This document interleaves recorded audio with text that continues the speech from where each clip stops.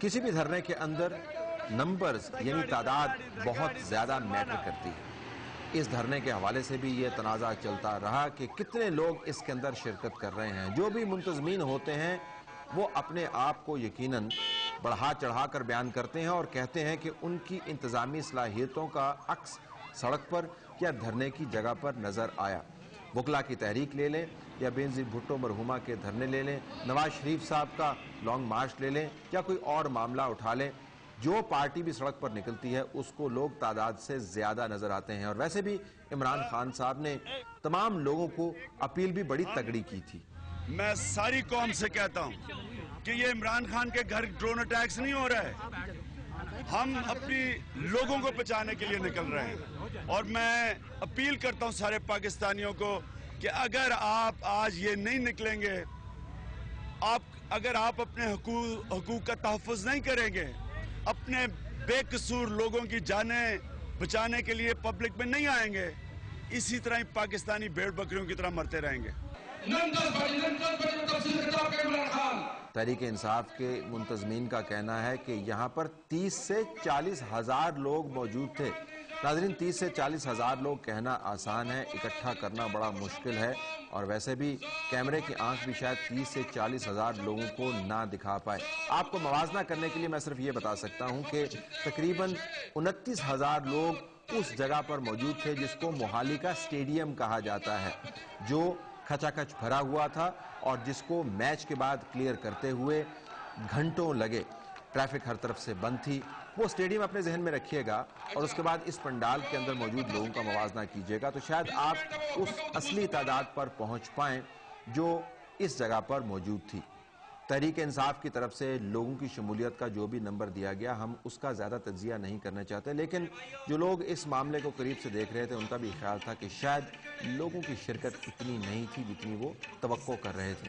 इमरान खान ने एक drone attack का क्वेश्चन लेके आगे चला।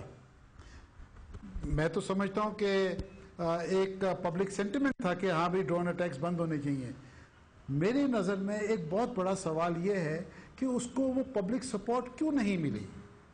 यानी अगर वहाँ पे 8-10 हज़ार आदमी इकट्ठा हुआ, मैं ये समझता हूँ वो कुछ भी नहीं है, क्योंकि जिस मैग्नीट्यूड का ये प्रॉब्लम है जिसमें पूरा पाकिस्तानी कौम इन्वॉल्व है, मैं ये समझता हूँ कि उसके साथ तो लाखों आदमी होने चाहिए थे। तो मैं ये समझता हूँ कि इमरान खान को लोग आज भी अनफॉर्चुनेटली उसको एक पॉलिटिकल लीडर उसको नहीं तस्वर करते। वो यही देखने जाते हैं इसको कि ये हमारा क्रिकेटिंग हीरो है। मीडिया की कवरेज के हवाले से भी इस धरने के गिर्द कई तनाज़े घूमते रहे। तहरीक इंसाफ मीडिया की कवरेज से खुश नहीं है, बावजूद इसके कि मीडिया के बहुत से लोग उस जगह पर मौजूद थे जहां पर धरना हो रहा था और उन्होंने आंखों देखा हाल फिल्म बंद भी किया और उसके ऊपर तज्जिए भी किए।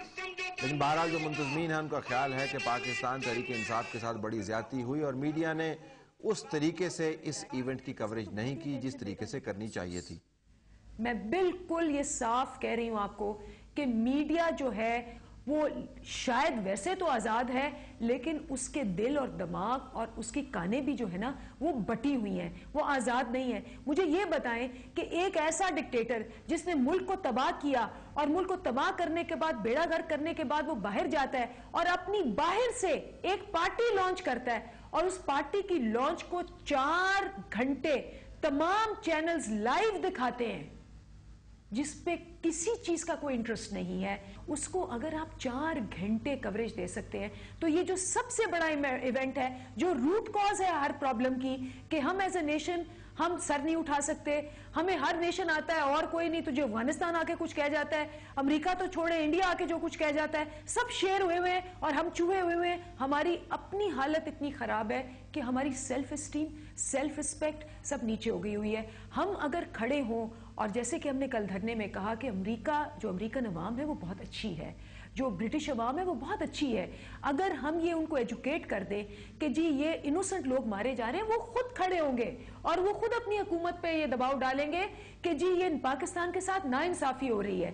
اور میڈیا اس میں بہت بڑا پارٹ پلے کر رہا ہے, لیکن سچ دکھائے. اور اگر سچ بولنے والا انسان جو ہے وہ ابھی پاورفل نہیں ہے, اگر اس کے پاس پاور نہیں ہے اور وہ کسی سیٹ پہ نہیں بیٹھا ہوا اور کسی پوزیشن پہ نہیں ہے, تو اس کا یہ مطلب نہیں ہے کہ آپ اس کو کوریج ہی نہ دیں. پاکستان تحریک انصاف کے لیے یہ اچھا ہوگا کہ بجائے اس کے کہ نمبرز کی گیم کے اندر پڑیں اور اپنے دعوے کو ثابت کرنے کی کوشش کرتے رہیں, یہ دیکھیں کہ کیا دھرنے کی جگہ پر زیادہ لوگ آ سکتے تھے, کیا اس جگہ کو مزید اٹریکٹیو بنایا جا سکتا تھا, کیا اس دھرنے کو 2 دن تک ایکسٹینڈ کرنا چاہیے تھا. یہ دوسرے دن کے مناظر آپ دیکھ لیجئے. عموماً لوگوں کا جوش و خروش 24 گھنٹے کے اندر ٹھنڈا ہو جاتا ہے. ایسا نہیں ہے کہ ان میں کمٹمنٹ کی کمی ہوتی ہے, لیکن اس علاقے کے حالات, سیکیورٹی کے معاملات اور دور سے آئے ہوئے لوگ کسی جگہ کی تلاش میں ہوتے ہیں جہاں پر وہ سستا لیں. اگر ایسے انتظامات نہیں کیے جاتے تو لوگ خود بخود کم ہو جاتے ہیں. ہم نے چیف جسٹس افتخار محمد چودھری کے حوالے سے کیے جانے والے لانگ مارچز کو بڑے قریب سے دیکھا ہے. پاکستان تحریک انصاف کو حقیقتاً اس دھرنے کا تجزیہ کرنا چاہیے اور دیکھنا چاہیے کیا وہ بہتر طریقے سے لوگوں کو اس میں انوالو کر سکتے تھے یا نہیں. اور ویسے بھی پاکستان تحریک انصاف کو نمبرز کی گیم میں سے نکل کر یہ دیکھنا چاہیے کہ اس نے ایک پہلا انیشیٹو لیا ہے اور ایسے معاملے کے اوپر جس کے گرد پاکستان کی دفاعی اور خارجہ پالیسی کے انتہائی اہم معاملات گھومتے ہیں. ان میں سے میں صرف 2 کا ذکر کروں گا.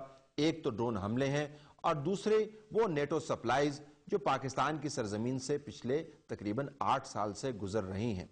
ڈرون حملے اس دھرنے کے ذریعے شاید نہ رک پائیں, لیکن سپلائز کا معاملہ یقیناً اس دھرنے کی وجہ سے ہائی لائٹ ہوا ہے. ناظرین, یہ وہ سپلائی روٹ ہے جو عمران خان اپنے دھرنے کے ذریعے بند کرنا چاہتے تھے. جن دنوں میں دھرنا دیا گیا وہ سپلائی روٹ آلریڈی بند تھا. یہ تمام کے تمام ٹرک جو ہیں یہ سامان نہ صرف کراچی سے افغانستان کے بارڈر پار پہنچاتے ہیں بلکہ پاکستان کے مختلف شہروں سے یہ سامان افغانستان کے اندر سپلائی ہوتا ہے. اس میں سے بہت سارا سامان نیٹو کے سپلائی روٹ کا حصہ ہے. اس کے علاوہ پاکستان افغانستان کے درمیان جو ٹریڈ ہوتی ہے وہ بھی اس روٹ کے ذریعے ہی ہوتی ہے. یہ ٹرک ان کو لے کے جاتا ہے. یہ جو ٹرک مثلا آپ کے سامنے کھڑا ہے, یہ اس کے اندر آپ کو نظر آ رہا ہوگا بندھے ہوئے ہیں ٹینس کے اندر.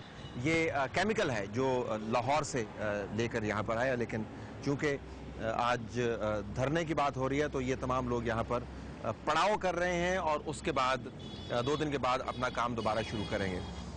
ٹرک پاکستان میں سے افغانستان کے سامان کے لیے تو بالکل جائز طریقے سے جا رہے ہیں. جو ٹریڈ ہوتی ہے افغانستان پاکستان کے درمیان, اصل مسئلہ وہ نہیں ہے. اصل مسئلہ یہ ہے کہ نیٹو جو جنگی ساز و سامان پاکستان کے ذریعے افغانستان میں منگواتا ہے اور اس کی وجہ سے پاکستان کے اندر جو شکوک و شبہات پیدا ہوتے ہیں کہ پاکستان امریکہ کے ساتھ کوئی نہ کوئی خفیہ معاہدہ کیے ہوئے جس کے تابع وہ ہے اور جس کی وجہ سے اس کو تابع داری کرنی پڑتی ہے. ٹرکوں کے حوالے سے جو نیٹو کو سپلائز جاتی ہیں, ہم آپ کو بتا دیں کہ قومی اسمبلی کی کمیٹی کے سامنے جو رپورٹ پیش کی گئی اس کے مطابق تقریباً $7,000 جو ہیں ہر مہینے پاکستان سے افغانستان میں جاتے ہیں, جس میں سے میجورٹی جو ہے یعنی زیادہ تر تعداد جو ہے وہ تورخم بارڈر سے جاتی ہے, خیبر پختونخوا اور افغانستان کے درمیان جو بارڈر ہے. دوسرا اس سے کم تعداد میں چمن بارڈر جو ہے جو بلوچستان اور خیبر اور افغانستان کا بارڈر بنتا ہے, وہاں سے جاتی ہے. 7,000 کے قریب ایک مہینے کے اندر حساب لگا لیں, ایک سال کے اندر تقریباً 84,000 کے قریب سپلائز جاتی ہوں گی ٹرکس کے ذریعے, ٹرالرز کے ذریعے. اور یہ معاملہ کم از کم 10 سال سے کم عرصے میں چل رہا ہے, یعنی 8-9 سال تو اس کو ہو گئے. لاکھوں کی تعداد میں یہ یہاں سے سپلائز جا رہی ہیں, وہ سپلائز جو نیٹو کی اس جنگ کو سپورٹ کر رہی ہیں جس کی وجہ سے ہم یہاں پر پریشان رہتے ہیں اور جس کا ایک حصہ ڈرون اٹیکس کی صورت میں سامنے آتا ہے. بڑا سوال جو اس تمام احتجاج کے ذریعے سامنے آیا ہے وہ یہ کہ کس معاہدے کے ذریعے ہماری زمین میں سے یہ ٹرک جاتے رہے ہیں. ہم نے پہلے بھی یہ سوال اٹھایا تھا, ہمیں اس کا جواب نہیں ملا. اس کے علاوہ اس میں سے کیا کیا چیزیں ہیں جو لائی جاتی ہیں، اس کو اسکروٹنائز کون کرتا ہے، کتنی ایسی چیزیں ہیں. سپریم کورٹ کے اندر کیس لگا ہوا ہے کہ کتنی سپلائیز جو ہیں وہ پاکستان کے اندر غائب ہوگی، ٹرک وہاں سے آئے اور آگے گئے ہی نہیں، اور پاکستان کو کتنا نقصان ہوا، وہ ایک علیحدہ اسکینڈل ہے. کیا چیز یہاں سے جاتی رہی ہے، ہم کیوں یہ سپلائیز دے رہے ہیں؟ کسی ملک کی سرزمین کے اندر آپ اگر غلطی سے بھی داخل ہو جائیں تب بھی آپ کی پکڑ ہوتی ہے. پاکستان کے فشرمین انڈیا ہمیشہ پکڑتا رہتا ہے، ان کے فشرمین ہم پکڑتے رہتے ہیں جو ماہی گیر ہیں. اگر آپ ہندوستان پاکستان کے بارڈر میں سے غلطی سے ان کے وہاں پہ چلے جائے تو 40 سال آپ کو قید ہو جاتی ہے. اتنے عرصے سے یہ ٹرک چل رہے ہیں، یہ کیسے ہو سکتا ہے کہ حکومت وقت کو خبر نہ ہو؟ یہ کیسے ہو سکتا ہے کوئی معاہدہ نہ ہو؟ یہ وہ بڑا ایشو ہے جو اس دھرنے کے ذریعے ایک پاپولر ایشو بن سکتا ہے اور بن چکا بھی ہے.